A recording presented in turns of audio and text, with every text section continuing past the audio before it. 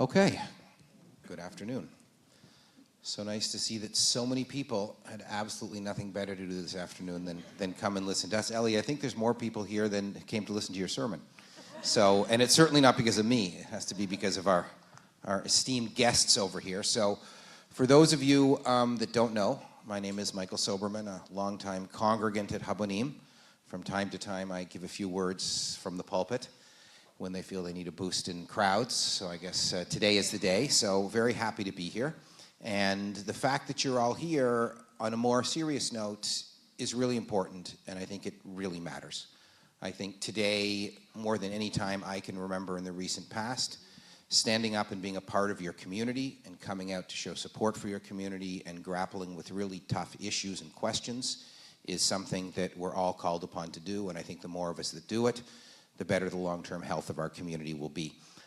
Like everything we, or shall I say I do here, if you're expecting to walk out of here with all of the answers, I can save you some time and you can just go now, because chances are you won't walk out of here with any answers, but hopefully you'll walk out of here with many more questions. And I'm a strong proponent that good education is not necessarily about rewarding the beautiful answer, but more importantly, rewarding the beautiful question, because it is through the asking and the pursuit of answers to those questions that we actually learn. In fact, it was Viktor Frankl in his book, Man's Search for Meaning, who really defined the meaning of life as the search for meaning. You never actually complete the task, it's ongoing, and that's what provides meaning. It's that search and that constantly looking for answers to questions that may somehow elude us. So our topic today is my Jewish story before and after October 7th. And I would argue that this topic is both timely and timeless. And what I mean by that is, this is a question I think that we as a people have preoccupied ourselves with since the very beginning. We are a people of stories. Stories really tell the world and ourselves who we are, and we learn through these stories. So it's a timeless pursuit, but it's also very timely given what's happened since October 7th, almost 2 years ago, and in the ensuing months and years that have passed since then. It's a question I think that we should be asking ourselves each and every day, and how we can sort of try to make sense of things that sometimes are lacking any sense or order. So we have an impressive group of panelists here, so I'll briefly introduce them now, and you'll get to hear a little bit more about them when I turn the microphones over to them. But we have, sitting right beside me, we have Maureen Leshem. And Maureen has been a fierce advocate for dignity and justice. She is the founder of the 482 Collective, an award-winning charity that provided vital support to women and children escaping domestic violence and human trafficking. And she has her own very unique personal and tragic connection to the events of October the 7th. Beside her, we have Cari, who has been the CEO of Via Hafta, a humanitarian aid organization since 2017. And last, but certainly not least, we have my Member of Parliament, because I actually live in Thornhill, Melissa Lantsman, who is the current member of the House of Commons representing Thornhill, but more importantly than that, she's an old and dear friend, and our relationship goes back many, many years. So I kind of feel like I'm on The View here, right? It's like, you know, but that's okay. And I want to sort of frame and share with you some preliminary thoughts, because Ellie sort of said to me when he invited me to do this, is he said, you know, will you be the moderator and the facilitator of the conversation? And of course you can share a few words, because he knew that if he didn't allow me that opportunity, I probably wouldn't have come. So I'm going to take that liberty and share a couple of words and sort of try to provide a succinct, thoughtful response to the question, and then we'll open it up to our panelists, and then we have a few questions, and then we may even take some questions from the audience if you behave yourselves, and that will be our afternoon together. So I've always been a very strong supporter of pursuing the question of what is my Jewish identity. In fact, this is something that's preoccupied me for most of my adult life, so about a year and a half. But in the pursuit of doing that, I often found meaning in the most unlikely places and in the most unlikely ways. So much so that I wrote a book about it. That's the shameless plug for my book. I won't talk about it anymore, but it's a good read if you want to find it. And really, prior to October 7th, I would say that my Jewish identity, my Jewish story, was connected really in three areas. The first was this whole notion of the Jewish people always being about unity and almost never being about uniformity. And how do we as a people be unified in the greater concepts, but how do we embrace the challenge of having conversations and different views? And you can go back to the advent, the beginning of Zionism. You know, there wasn't one brand of Zionism that everybody agreed upon. There were, you know, tens of different streams, and often they contradicted with each other in terms of what their goals were and what they wanted and how they played themselves out. And we see that today within the Jewish community and the broader community. The difference, I would argue, is the way that we speak to each other has changed dramatically. And I wish I could take credit for this. I can't, so I'll give a shout out to my good friend and colleague, Dr. Zohar Raviv, who's the International Director of Education for Birthright Israel, who said in the time immediately following October 7th, referring to how we spoke about it in our community, he said, the issue is not our inability to agree on an issue. That is not the challenge. The challenge is our inability to have respectful, meaningful, and productive conversations with people whom we disagree on a certain issue.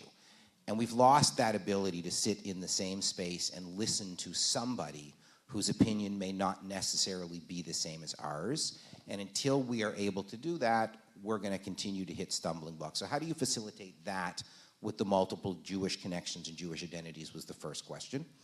The second is this whole notion of the Jewish people being the people of the book. And I'm sure you've heard that reference to us as a people. It's actually a term that we borrowed from Islam, but have sort of co-opted it into our language. And one could argue that we're the people of the book because of all of the books around us and all of the books that we read and all the lessons that we learn in our texts and our interpretations. And that may be the case, but I would add a completely different meaning to it. And I would argue that we are the people of the book because each successive generation of Jews has not only the privilege but the obligation to author the next chapter of this incredible story. And if we just sit on the sidelines and let somebody else write it for us, then there's a good chance it won't be relevant to us and we won't have the same vested interest. When we invite people in to write that chapter, you take ownership, and when you own something, it is of far greater significance and value to you. And we, I used to say this from the other end of the spectrum, but we, the older members of the community, really have to make space for the younger people to explore their Jewish story and to have that play itself out in a way that might actually be different than the way we understood it. And we have to allow them to do that because it has to be relevant to them. And finally, I've been sort of preoccupied with this notion of how do we build strong and vibrant Jewish communities? And again, if we measure the health and success of our community based on synagogue memberships or memberships at the JCC or dollars given to UJA or the institutions that we're building, you can take a look at the numbers today and come to the conclusion that we have done a terrible job at continuing to build communities. However, when you change the metrics, when you change the way that we measure things and understand that people relate to the community in a very different way, and understand that that is as significant as the old measures we used to use, then you sort of take a look. It reminds me of sort of the line from my favorite movie, Field of Dreams. You know, if you build it, they will come. And I would, again, flip that on its ear and say, if they come, they will build it. And you build community by engaging people in the building of it, not building something for them, because at the end of the day, that might not be what they want. And then October 7th happens. And I wake up on October the 8th, and like everybody, I am scared and I'm angry. But after a couple of days, the overwhelming emotion that I experienced was one of abandonment. And the reason that I felt abandoned is in the years preceding October 7th, I professionally had devoted a lot of time in the coexistence space and really trying to get people together from completely different narratives and backgrounds to have conversations about what coexistence could look like. And immediately following October 7th, whatever steps were in place to make that a reality one day were set back a decade or two. And we almost have to start from scratch all over again, something that is becoming increasingly more difficult to do, given the climate that I just mentioned in sort of the first 2 points of where I really focus my attention. But where I immediately landed shortly thereafter was this notion of how do we as a community move from oi to joy? And we're really living now under the cloud of oi. Most of our identity is about fighting anti-Semitism, fighting anti-Israel, keeping ourselves safe, and the compelling reasons of why we need to unite as a community are because we are under siege. And for people that have a strong connection and a strong Jewish identity, this is just one of the cycles we go through. But for people that this is their first foray into Jewish community, to try to invite them in or sell it to them based on, come be a part of our community where everyone is trying to destroy you, and you're going to face it walking down the streets, and you're going to be a pariah, and you're going to be ostracized, I would argue is not the best marketing technique that we have. So we really have to focus as much on the joy. And today is a perfect example. You know, as Ellie mentioned in the early service, and I subsequently found out when I got home, there was a terrible terrorist attack in Manchester, England. 2 people were killed, a number of others were injured. We're still sort of getting information, and that is an Oy event. I can't think of a greater Oy event than on Yom Kippur, Jews were murdered and targeted because they were Jewish. But at the same time that Ellie was giving us that terrible, tragic news, we were all sitting in this room together as a community experiencing Yom Kippur. And for me, that was a very joyful moment, hearing the choir singing, doing our All Hates together as a community, thinking about what we want in the coming year and how we as individuals and as a community can be better people. And so it's finding that balance between Oy and joy, because at the end of the day, what will keep our community whole and what will keep our community strong and will perpetuate our community are not the tragedies that befall us, but rather the joy of being part of a Jewish community and the value we and our children and our grandchildren find in being a part of that community. So enough for me. I'm going to move on to people who are far more learned and probably more articulate than I am. And I'm going to reframe the question, and we haven't drawn straws to see who's going to go first, so begin thinking about who wants to go first, who wants to be Nachshon. I'll reframe the question. My Jewish story, before and after October 7th. What is it? How has it changed? Maybe it hasn't changed, but sort of bring us into your world from your perspective, and we're ready to go. So who wants to jump in? Cari, thank you. I'll be Nachshon. Hi, my name is Cari Kozierok. I'm the CEO of Haft. My foray into October 7th was a bit of a strange one. I had had a really bad accident on September 29th. Don't ride your bike on Erev Sukkot, go home and make a proper simcha. But instead, I fell off of my bike, and one of my dear friends, Yvette, was taking care of me. And I was on a lot of drugs, and I was in and out of being awake, and my friends had a look on their faces. And each of us has a child that is in Israel, and I could see on their faces that something was wrong. They were trying not to tell me. My son and my daughter-in-law were at a kibbutz. They left to arrive there on October the 6th, and they didn't want to tell me what happened. Eventually, they told me what happened, and each day there were looks on their faces, and I was asking them questions, and I didn't fully understand what had happened, so they had to tell me again and again. I had also had a head injury. Then one day they're in and they're talking, and I'm like, what's happened? Like, I can see that they're like, tell me. They didn't want to tell me, so finally they break down. Don't look at me and cry. They finally break down and they say, people are protesting around the world. And I said, good. Of course they should be protesting around the world. And like I'm 5 years old, they explained to me, Cari, they're protesting against us. And I'm like, for what reason? Like a 5-year-old. What, we didn't die well enough? We didn't, what purpose could they possibly have? And so I have my dear friends that I went to associated with and who have been my best friends for my whole life, explaining to me like I'm 5 years old, why people around the world are protesting us after a massacre. So I needed to get back to work really quickly after my accident because Haft is a Jewish organization that is purpose-built, was always designed to serve people of all faiths. In the world that we faced after October 7th, we faced a world where the people of all faiths were now protesting in the streets against us as a people.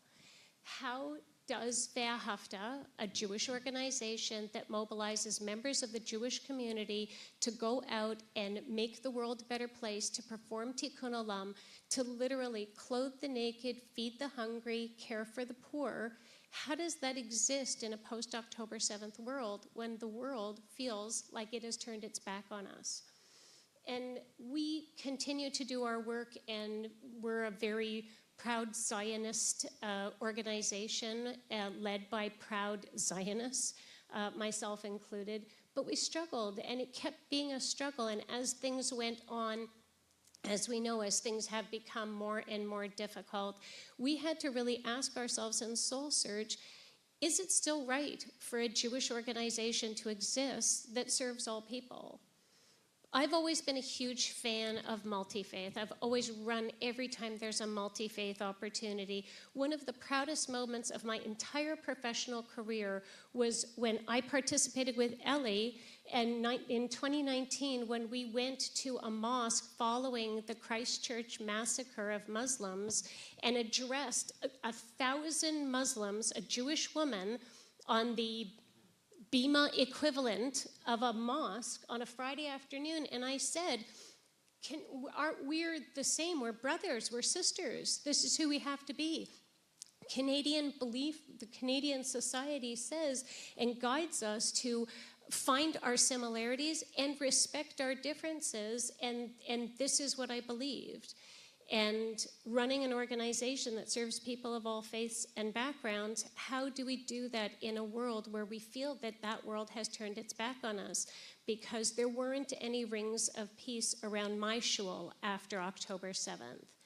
And that was hard to incorporate. So what did we do? My team and I had a lot of soul-searching discussions about what is our role exactly in the Jewish community.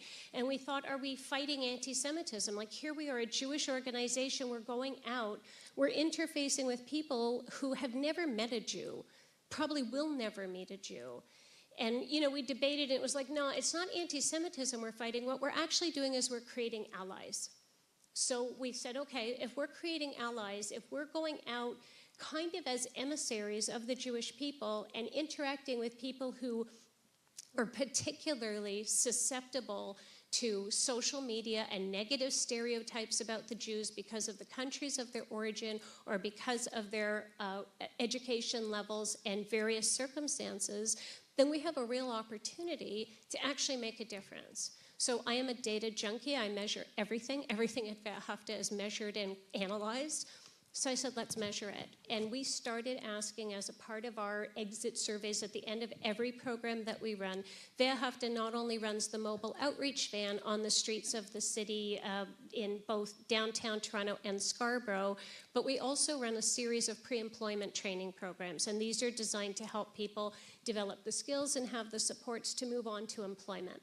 At the end of each program, we take a bunch of surveys to always improve the quality of what we're doing. One of the questions we started to ask was, as a result of your experience with Wehrhafta, how has it changed your perception of the Jewish people?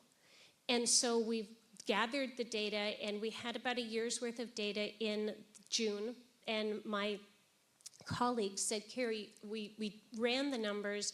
91% of the people in our programs report having a more favorable opinion or impression of the Jewish community as a result of their experience with Wehrhafta.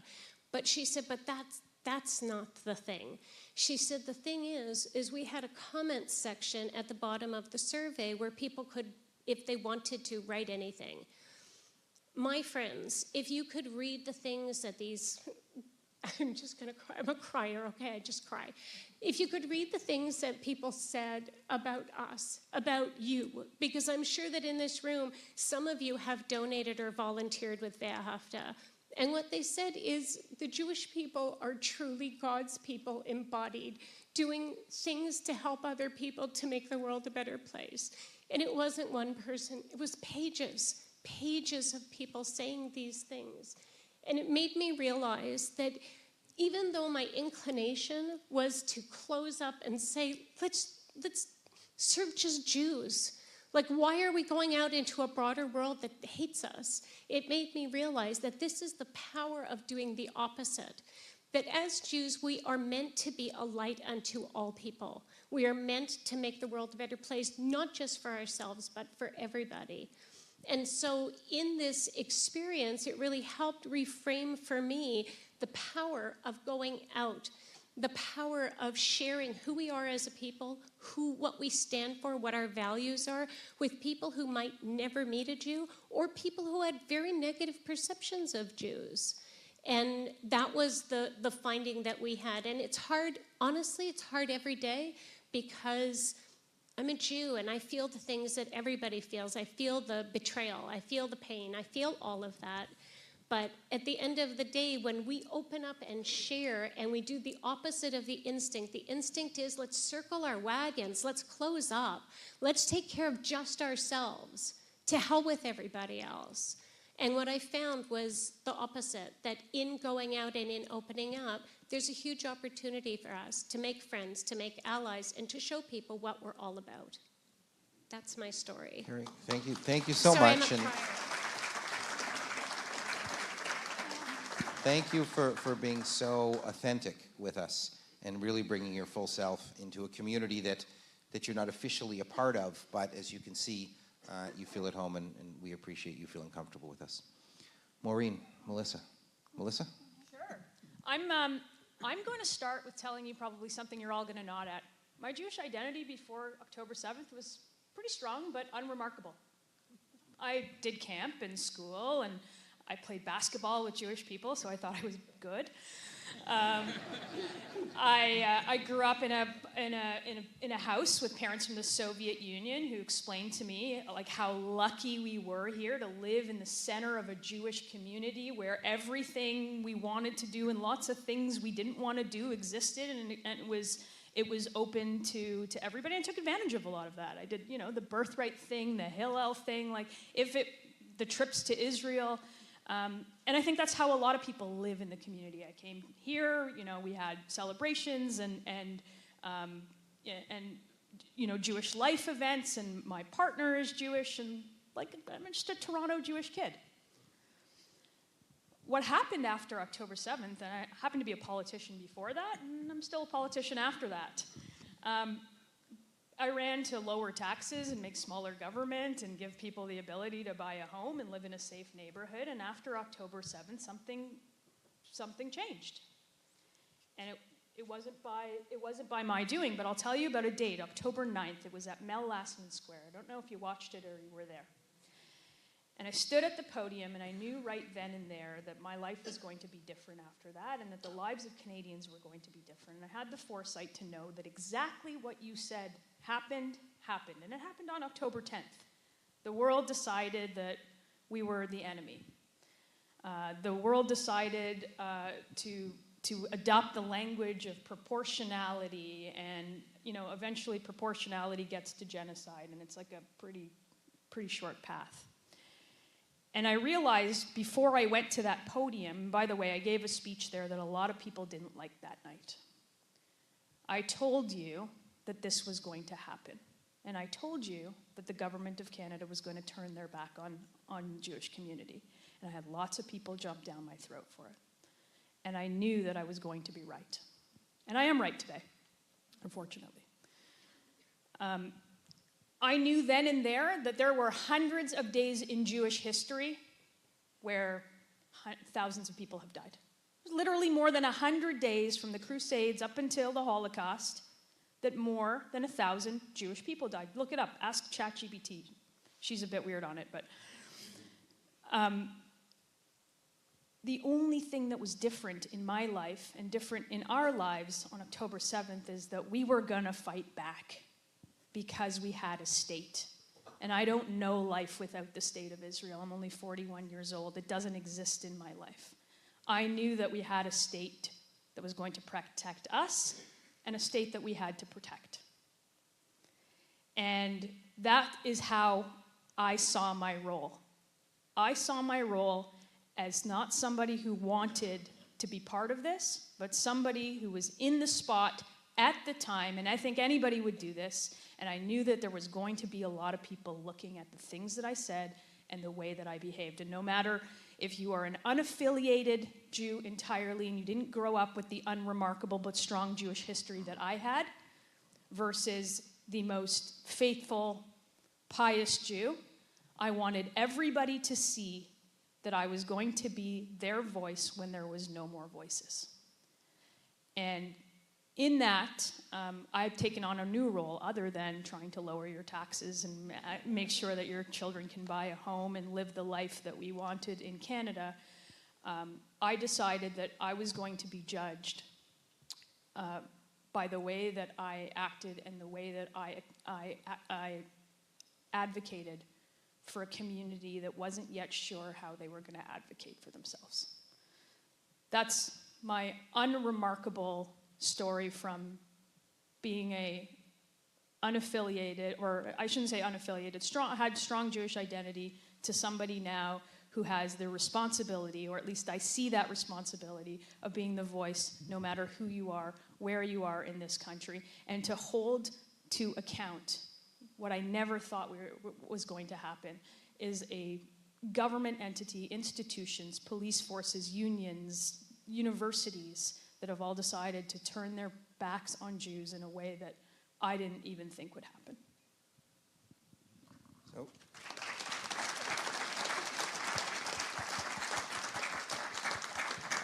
thank you, Melissa. I think it's worth pointing out that everyone in this room, with perhaps the exception of Melissa, we have the luxury of sort of our Jewish story and how we connect with the Jewish community is something that's very personal, that we can choose to share or not share, and it's something that remains within us. By virtue of Melissa's role and her position, her personal Jewish story is very much in the public eye. And imagine having to walk around every day with that story being the way that people see you, often for the first time. That requires, I would argue, a tremendous amount of courage and bravery and responsibility. So thank you for sharing your Jewish story on behalf of everyone here. I don't envy you one bit, but I'm glad you're doing it and not me. And Maureen. Is this on? I too, like Cari, cry, and unfortunately, like you, I suffered a pretty severe traumatic brain injury, so it's a lot easier for me, if it's okay with you, if I read what I wrote. Absolutely. Thank you.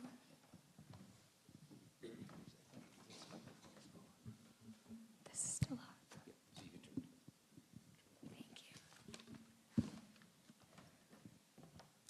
you. So the invitation to participate in this panel has brought out a lot of reflection for me. When Ellie and Michael asked me, how has my life changed since October 7th? How can we help others right now? How do we reconcile our Jewish identity with our obligations for Tikkun Olam? These questions really got me thinking deeply. How has my life changed since October 7th?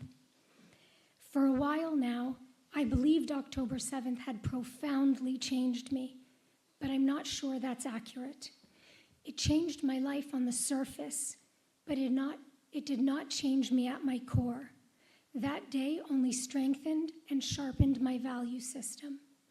October 7th proved with absolute clarity that Jew hatred was always there, hidden in plain sight. And when it reared its ugly head, I responded, not by becoming someone different, but by living more deeply as who I already am. But my identity took root long before that day. It was planted in the Zionist home I grew up in. Although as a child, my dad's fervent Zionism could sometimes be exasperating, I've come to see it for what it truly is, a blessing. My father would take anything beautiful, innovative, creative in the world, or intelligent, and trace it back to Israel. Any new invention must be Israeli. Someone showing courage, just like Israelis. A snowy Toronto morning, you should see Israeli snow. My sisters and I would laugh and roll our eyes, but the message stayed with us. Israel is not just a country. It's the source of everything worth celebrating. To grow up in a Zionist home is to grow up with a compass, with a deep understanding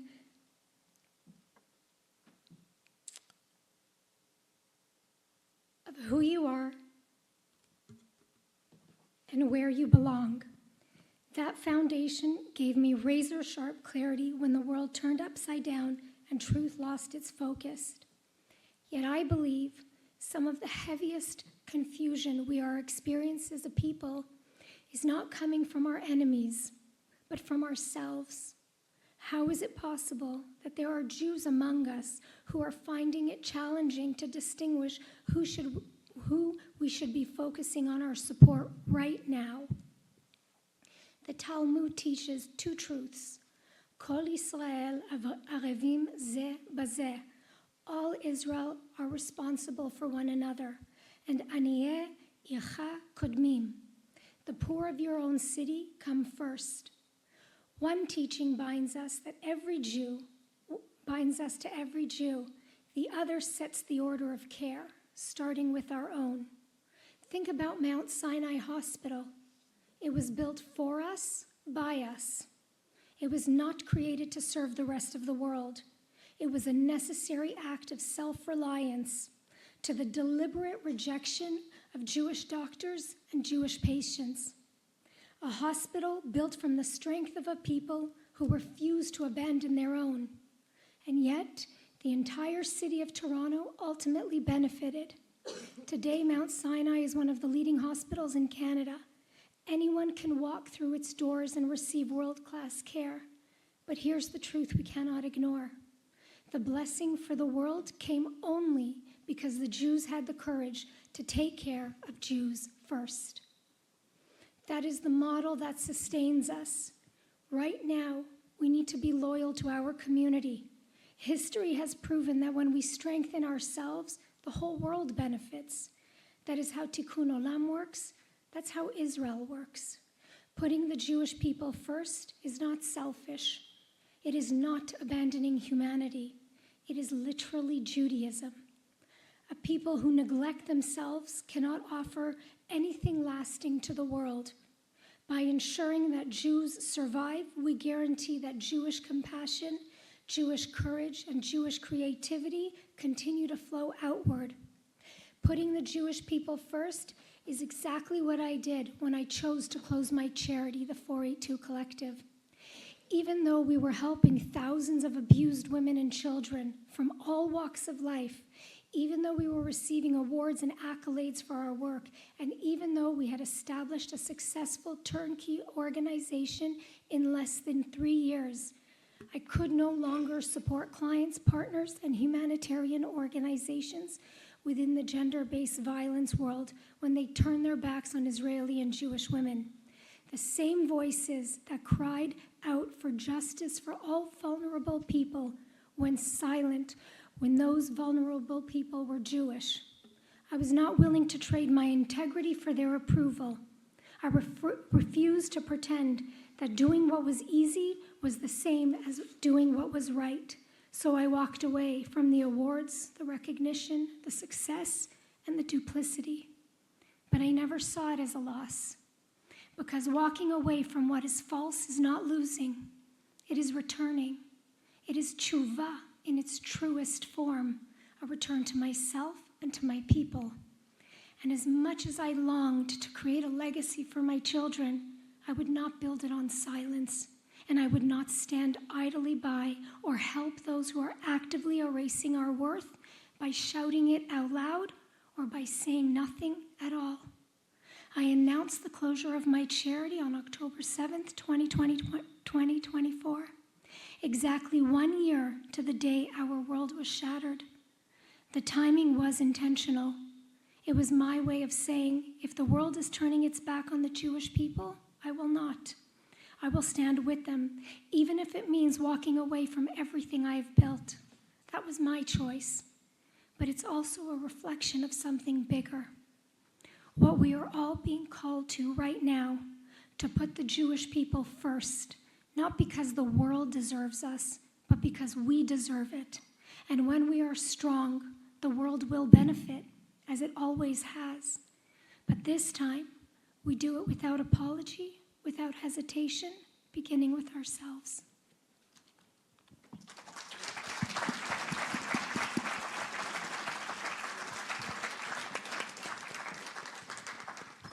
Thank you, Maureen. thank you for bringing us your perspective, which definitely begs so many different questions, and I think that we're all asking ourselves, how do we prioritize things in life that matter to us? And the only time that we're forced to do that is when we are pushed into doing it, and it's one or the other, and you can't have both. So your journey is inspirational and remarkable, and thank you so much for sharing it with us.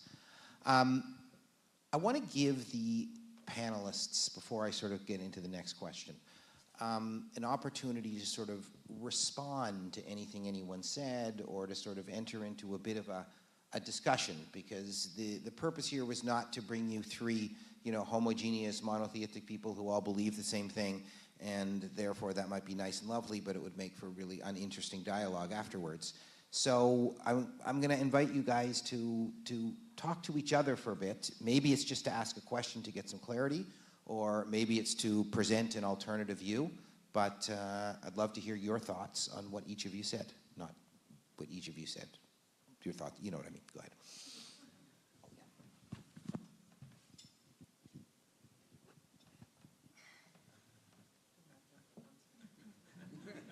I have to say that this panel makes me feel like deeply uncomfortable. Only because I don't think of my Jewish journey as any different than any single person in the community. Like, our world's changed immensely.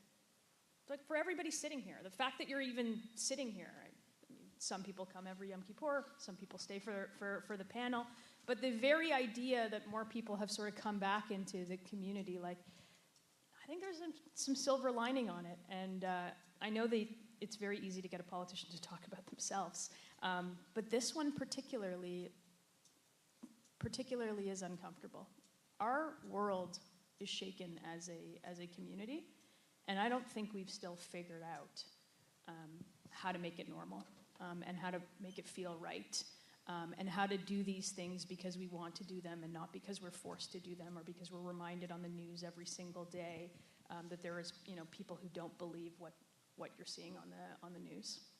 And I take a good lesson from you to look inwards once in a while. And I've heard Maureen speak a lot, and we've been on a lot of sort of in the same orbit. And I think it takes a whole lot of courage to say, I'm not going to do what I used to do, or what I've known my entire life. I'm going to do something different. So it's actually interesting, because I'm still doing what I used to do. That's what people used to say to me when I told them that I closed my organization. Sorry, of course, I would lose my voice before something like today. But when I announced the closure of my organization, I can't tell you how many people said to me, I'm so sorry. And I said, why? I'm still doing philanthropy. I'm still doing community service work. Why? Like, people could not wrap their heads around the fact that I would close something, maybe because it was successful, and most people close things when they're not. But I feel much more fulfilled, actually. Much more. So my father always said that when there was an elephant in the room, you should introduce it. So I'm going to do that now. And the question really is this, is that within the state of Israel itself, there is tremendous division in terms of what is the path forward in a whole variety of ways. And, it's almost 50-50, 49.7 to 50.3. And that's part of the fabric of Israel. It's part of a democracy. It's part of sort of, the deep-seated interest everybody has there in how this story will progress. And so to suggest that, well, there's this tremendous division in Israel, yet the Jewish community outside of Israel is 100% supportive of everything that happens there, something doesn't connect. And we know that within our community, as in Israel, we're not an anomaly, there is significant difference of opinion between what the path forward looks like, what has transpired, maybe not in the days immediately following October 7th, but as we sort of got out of that shadow, if we are even out of that shadow, whenever that was, but as there was more distance. And how do we as a community have those conversations where we may all agree, back to the unity, that there needs to be a Jewish state for the Jewish people to go to and self-determine themselves, but the way in which that state manifests itself and responds to crises, there are a number of different potential avenues, and it's often subject to not very nice and respectful conversation. We see it within our own community. And how can we mirror, perhaps with a little bit less a little bit less tension and a little bit less anger, how can we have those conversations here in a respectful way? Do you mean specifically about Israel, or do you mean that, like here, Maureen has made one decision and Be'ahafta has made a different decision? And that's right, the elephant. And while I totally respect your decision and totally get why you've made it, I think it really speaks to the difficulty of the world that we live in post-October 7th. That what was clear and self-evident prior to October 7th, the truths, the realities that we all took for granted, never would we have had a conversation like this before that. We have now had to look at and think about and be introspective about what is it that we're doing? What is our role in the world? Has it changed? Have we changed? And when I do that introspection, I have to say, I don't feel about things the way I felt before. I don't see the world the same way I saw it before. Things that I held as sacred truths don't feel true anymore.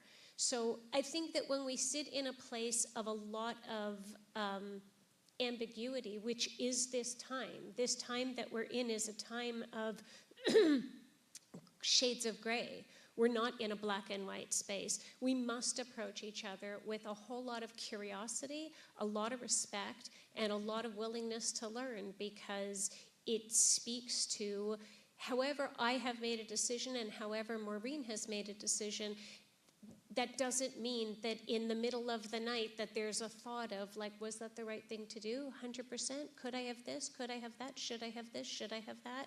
So I think that the way we approach each other and the way the world needs to start approaching each other is to recognize that there isn't one person in this room that has all the answers. There isn't one person in this room that can say, this is simple. You just X and you don't Y. So let's try to approach each other with some respect and with some curiosity and realize that we have a lot to gain from having these conversations. Melissa? Yeah, so I'm of a different view.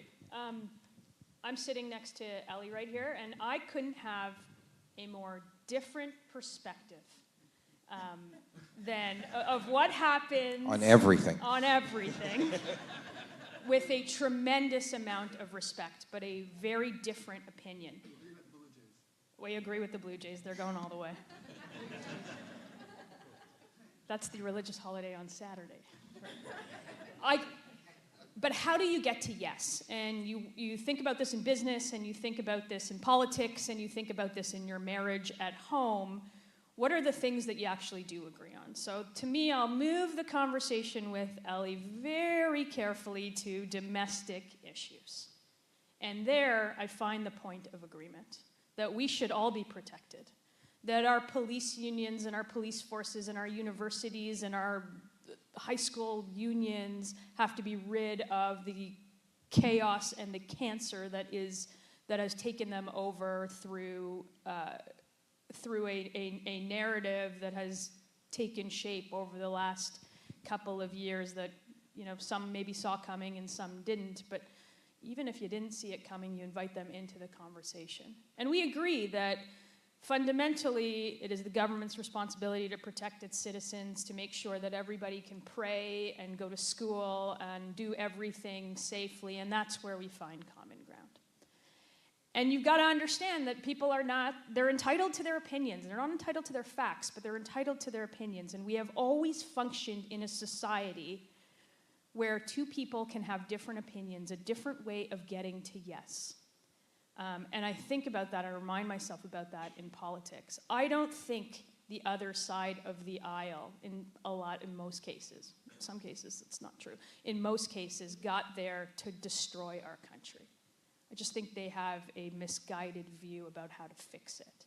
And so my job is to either oppose something when it needs to be opposed, support something and make it better when I can make it better, and expose what people aren't telling us. And that's how I see my role, and that's what we need to get back to. I don't care if you don't agree with the guy at the university under a tent who's talking to students, but you can't shoot him in the neck. And if we look at that and we can't say that that's not the right thing to do, then we got a whole lot of trouble coming to Canada. So I think it comes back to sort of what I alluded to at the beginning in this framing is, right, how do we, righting the ship doesn't mean getting everyone on the same page. Righting the ship means how do we get everyone to behave towards each other in a civilized, respectful way? And how do we listen to things that may be very hard to listen to, that may be in an area that we don't know a lot about, and ask intelligent questions because we're listening, and we're not just simply listening for the point of determining does this support or contradict my worldview, and then I'll answer my question, I'll ask my question. You're gonna have a chance to do that in a minute and remember what I just said. And so the last sort of question I'll ask you guys up here, and then we'll turn it over to these people, is, and this may sound like an odd question given, but what gives you hope? Thank you. I think it's a pretty good question, too. Hope's going to make Cari cry. Well, you've cried once, so, you know.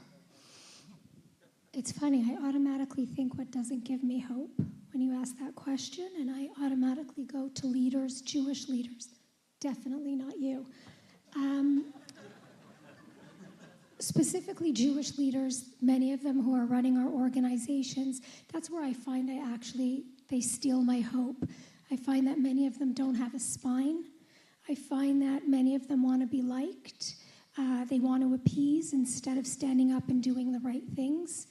And so I find then the opposite is true. When I look at a leader who's willing to stand, so I did a lot of work with police, and I have witnessed things in the last 2 years that I know that almost everyone in here did not. But when I see that our major leaders are not in these rooms, and when I ask them why, they'll say to me, well, we don't want to push too much, or we don't want to this. So I lose hope. I lose hope in leaders that are not strong, that don't want to hold themselves accountable, that don't want to hold each other accountable. I love accountability. But when I see a leader, that is willing to say things as they are, that gives me hope. Thank you. Cari, what gives you hope? Not a ton of things these days, I will grant, not a ton of things. But what does give me hope, a lot of hope, is the resurgence of Judaism here in the diaspora. That, shuls are full, people are joining, people are at the JCCs. There's a resurgence of a Jewish spirit.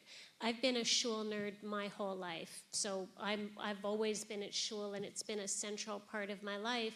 But people that I know that didn't particularly show up that way are showing up that way more and more. And that gives me so much hope, because I know what this community can do when we pull together. I know what this community is capable of. We take our program participants to the Holocaust Museum, and it's part of the curriculum and it's part of what we teach them. And when I stand in that building, I say to them, when you look around this beautiful building and all of this that's been built, we bring people who are experiencing homelessness and extreme poverty and have come from circumstances that are unimaginable to you and me into a Holocaust museum and show them the history of our people. And I always say to them, and make no mistake that the people in these photos, the people that you're seeing in these displays, built this building, built the Jewish community of Toronto. They came from nothing, from hardship, from unspeakable circumstances, and they built something beautiful, because that's what Jews do. And I hold up our people and the choice that our people made at that time to say no to victimhood and instead say yes to let us build the world we want to see, build the world we want to be a part of, and let's not worry about all the people who hate us and all that nonsense. Let's put our heads down and do the work that we need to do. So what gives me hope is this community, our community, what we've done in the past and what I know we can do in the future. I didn't cry. Thank you. You did very well. Melissa. This one's easy. Because we're going to win. We always have won. We're sitting here on Yom Kippur because for thousands of years, we've stood on the same land, we've sung the same songs in the same language at the same time of the year with the same people. We already won. We're here. So if you want to get on the bandwagon after we've won already on this, like in this current battle, like you're welcome on the bandwagon, but it feels so much better to be part of the fight. And that's what gives me hope. There is an entire young generation that is learning about who they are and why we're here that's getting into the fight. There is, I'm always looking for the person that's going to take over my seat, or the next person at the campus club, or the next, the next young person that came up through birthright that's going to be the next generation of the same people on the same land who sing the same songs in the same language for thousands of years. That's our job. So you can either be part of it or jump on the wagon like, I don't care, but we're gonna win. So I'll share with you just a short personal story that happened this week. It happened a long time ago, but it came full circle this week. So when my father was in university out at Dalhousie University, he sort of put himself through school by serving in the summers in the Canadian Navy. And in March of 1956, when the Canadian government was sending Harvard trainer planes over to Egypt during the Suez War, he got a phone call from the Canadian Jewish Congress, because he was also, involved with the Jewish fraternity there, and said, you get a bunch of those Dalhousie Jewish students, go down to the docks to Pier 20 and protest against the Canadian government for selling planes to Egypt. So my father always did what he was told, and he went down there with 20 of his friends, and this is the story he told me. He went down there with 20 of his friends, and they protested, and it was in the newspaper, and he was essentially protesting against the Navy. And surprisingly, the next day, one of his officers sort of called him over and said, dude, you're protesting against the Navy, you're in the Navy. And recognizing that he might be in trouble, my father said, do you know how many Jews there are in the Navy east of Montreal? And the guy said, I don't. He said, there's one. And he said, and do you know who got the highest score on his entrance exam to the Navy? And the guy goes, I don't. He goes, it was me. He said, you think you have a problem now. Wait to see what happens if you take disciplinary action against the one Jewish sailor who got the highest mark on his entrance exams. And nothing further happened. In fact, he won the best cadet of his class that year. The interesting thing is that he did not know how many Jews were in the Navy east of Montreal, but figured there couldn't be very many. And he also knew that he did well in his entrance exam, but did not know whether or not he got the highest score. And why is that story relevant? Because with ChatGPT and all this stuff, you're able to find out things you could never find. And I was doing a bit of research, and I found an article on this event that was in some archive at Dalhousie University in the basement of their library that you could only get by visiting there. And my daughter, who is studying at Dalhousie University, just the other day went and put in a request, and just yesterday sent me a copy of the newspaper article that confirmed everything that my father had said. And so to me, that was really the tradition of us having a close connection to Israel and being Zionists, being passed from grandfather to son to granddaughter. And that was a really great story, and I think he's watching, so thanks for that, Dad. Okay, so here's what we're going to do now. We're going to open the floor up to a few questions. There's one rule. No Jewish questions. Now, a Jewish question is a statement masked as a question. There's a story of the old Jewish guy. He gets up and he launches into this statement for 10 minutes, and the moderator says, excuse me, sir, do you have a question? And he says, yes. Am I right? So no Jewish questions. Try to keep them succinct and either address them to everyone or to an individual person. And when we decide you've overstepped, then we'll end things. So I will come to you with the microphone. I'm going to go to Ted first. Thank you. So demographics and politicians do not give me hope. Can you try and change my mind or give me some hope from that? Because I don't like the direction it's going. I think this is for me.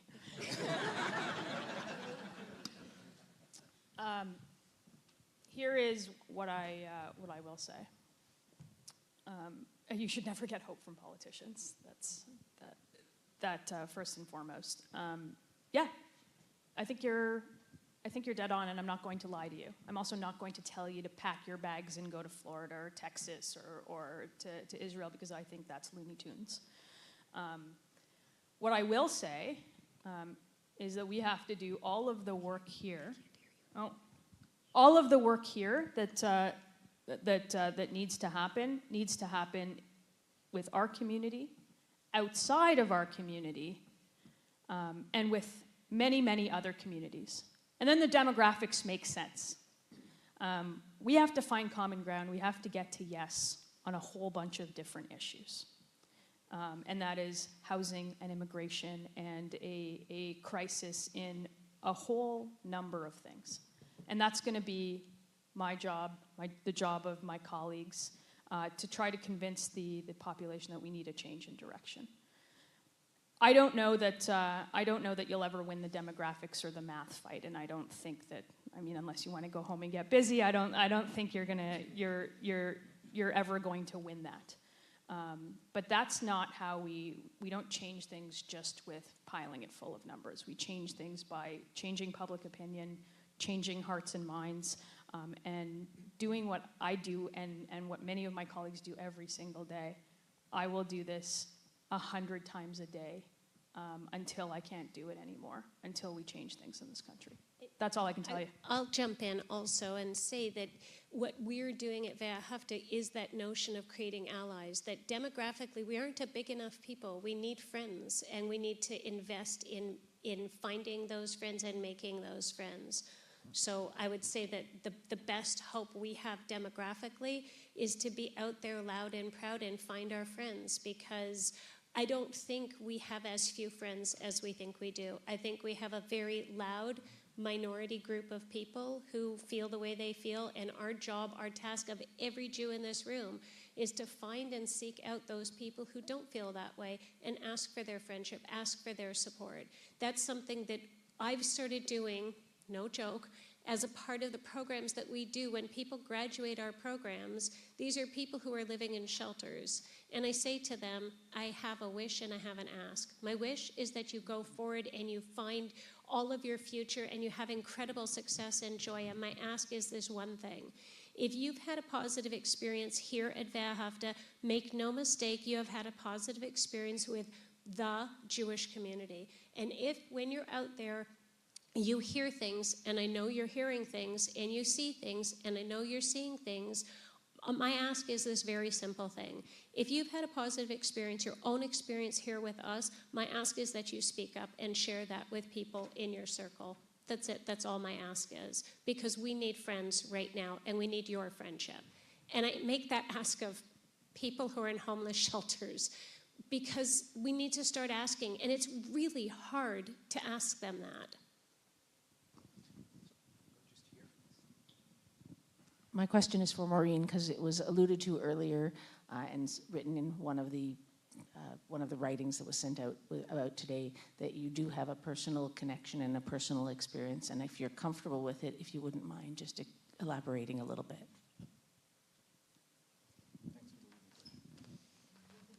My cousin, what? Still? It's okay. My cousin was a hostage. She was released. She was released this past January. The family doesn't want us to speak on her behalf. I can tell you that she just had another recent surgery, but she's got a very, very long road ahead of her. It's not what you see online. Thank you, Maureen. Just wanted to ask your opinion. My daughters are in the U.S., and one of them on campus, and it's been brutal on U.S. campuses. And I mean, McGill is the same probably, and U of T close. But there's just a sense of these young 20-year-olds of the Jewish identity and wanting to belong. But the only place that they were able to turn, whether they were interning in Washington, D.C. or on campus, the only one with the doors open, come to Shabbat, was the Chabad. They were the only places that these kids could go to. Lots of them went, 10, 20, 30 to Chabad. No Reform rabbis, no conservative rabbis. It's been the Chabad. So as people who have run more secular, perhaps, Jewish organizations, where are we on campuses? What are we doing? And do we have a role? Because it seems that the only ones who have been there for the youth have been the Chabad, for the most part. I don't know. To that, so what? Like, no, I don't think it's a bad thing. Here's something that is unremarkable. Part of my Jewish identity is I study every single morning with a Chabad rabbi at 7:40 without fail, except for Shabbat because we do it on Zoom. I think there is lots of different organizations who should find their place, and recreating what already exists makes absolutely no sense. So for campus, I do think it should be Chabad. For other places, I think there is a role to play for more secular Jewish organizations. Like, eventually, it's not going to matter. Like, you connect in at different points in your life to different organizations. I'm not the expert on the organizational culture of the Jewish community. I know I grew up in a strong one.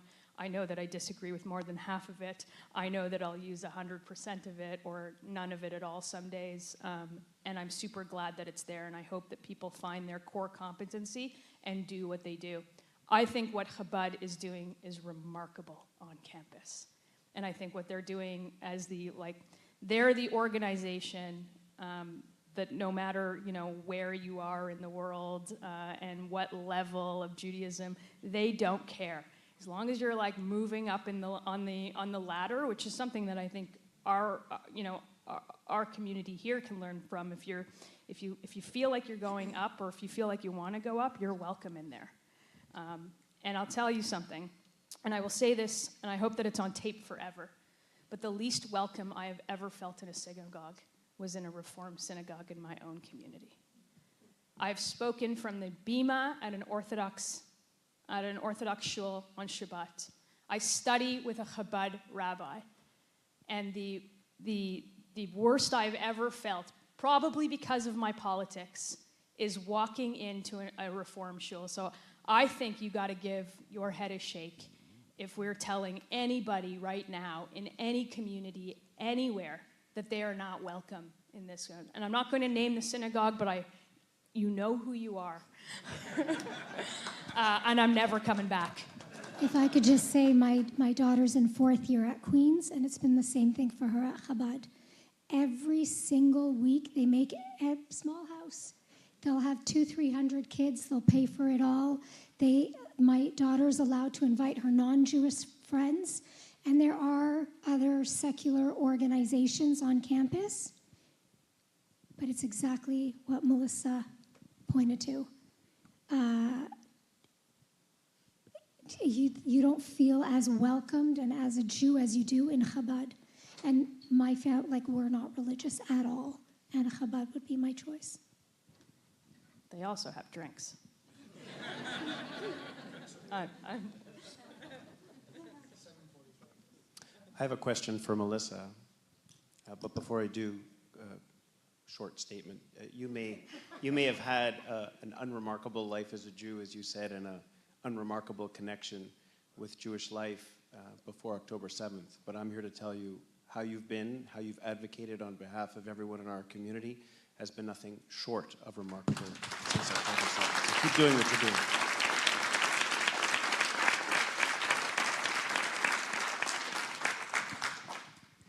My question, and this may connect to what you were saying about possible reasons for hope. A few weeks ago, and I think it went fairly unnoticed in the news, the Liberal government said they were introducing 4 new provisions in the criminal code, all designed to limit the expression of hate, particularly around schools and places of worship, symbols of hate? I haven't heard too much of it in the news. Interested to hear your thoughts on it. Do you think it's just window dressing? Do you think it's a matter of enforcement? Do you think it's going to pass? Tell us a bit about it from the inside. I'll tell you, I actually think it's bad legislation. Since we're at work, like let's go. I was going to speak on it in the House today, but instead I'm on this panel, so maybe we can. It's a bill called C9, and I think it's particularly bad legislation. I think it's bad legislation for a couple of reasons. One, primarily it takes the safeguards out. In order to classify something as a hate crime, you got to get the Attorney General of the province to in on it in order to charge it. Takes that away. I think it's nuts. I don't think we should lower the bar for what is a hate crime. It changes the definition of a hate crime.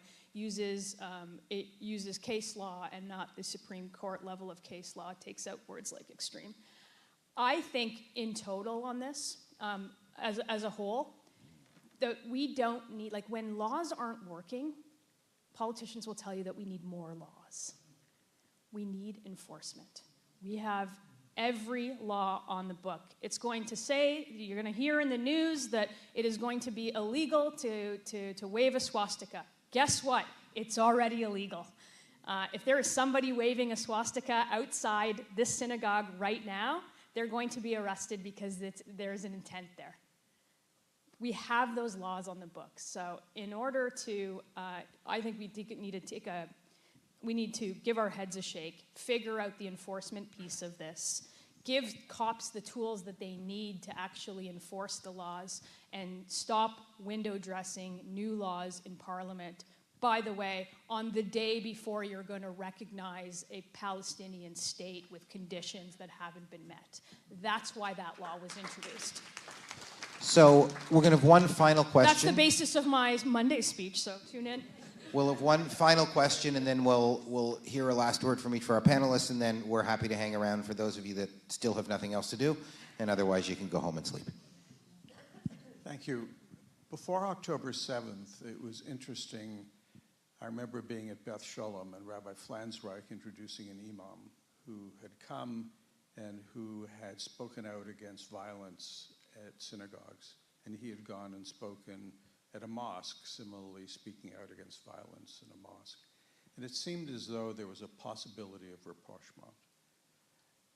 Has that gone away after October 7th as we see a growing Muslim community?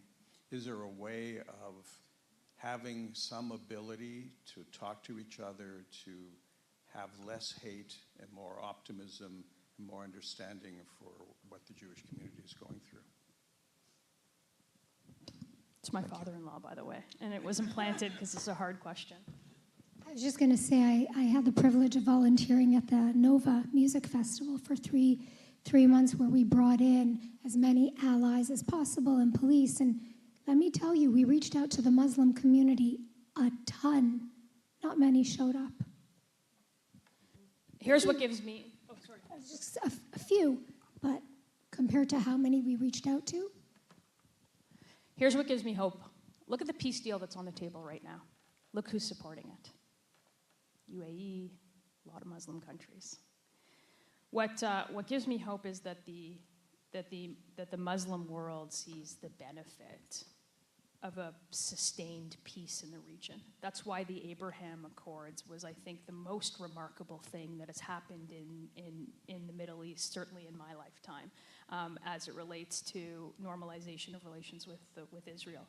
That gives me hope. You know what gives me no hope? Is the organizations that we thought that we were a part of. The Pride organizations, the women's shelter organizations, the ones that have militarized against the Jewish community in a way that I don't think there is any turning back from it. So I think if there is a normalization and an eventual peace where two people could live side by side, maybe one day when in a negotiated settlement between the two, not because Canada or anybody recognizes a state that is today a terrorist state, that gives me hope. And I think that it might it might trickle down. But today, I think we're further away from all of that than we have ever been before. And so, I'll say that that's a place where I am a perverse optimist, but that's a place where I don't feel hope like I felt before. Like I always believed in dialogue between people. I always believed in finding commonalities. I always believed in those things. And I think that particularly right now when our community is in as much pain as it is, this is not the time for us to be looking for that right now. I think we need to do some healing. And in this sense, I do think that we need to circle our wagons a little and give each other a big hug. And I think after there's been some healing, we may be more willing to see. Just for the record, when I say that we have to take care of ourselves first, yes, I believe it. I live it. I'm not saying that we won't eventually. It's right now while we're in a crisis. Right now while we're in a crisis, right now we have to take care of ourselves. What happens in 3 years, 5 years, 10 years? Who knows? Maybe I'll go back to helping the people I used to help. Maybe not. I don't know. But just right now. And the other thing that I just wanted to say about the allies, remember about a year ago I was at an event and we had a bunch of pastors come and everyone was saying, thank you, thank you, thank you for coming. And I looked at him and I said, are you thankful to us? And he looked at me and I said, because you also need us. Everyone is too busy thanking you guys for coming, but do specifically the Christians realize how much we're actually helping them in this fight, because the Islamists are coming for them too. So even our narrative around allies, for me, has shifted a lot. So thank you for that question, because that helped each of our panelists to deliver their final statement. First of all, a big round of applause for Cari and Maureen and Melissa.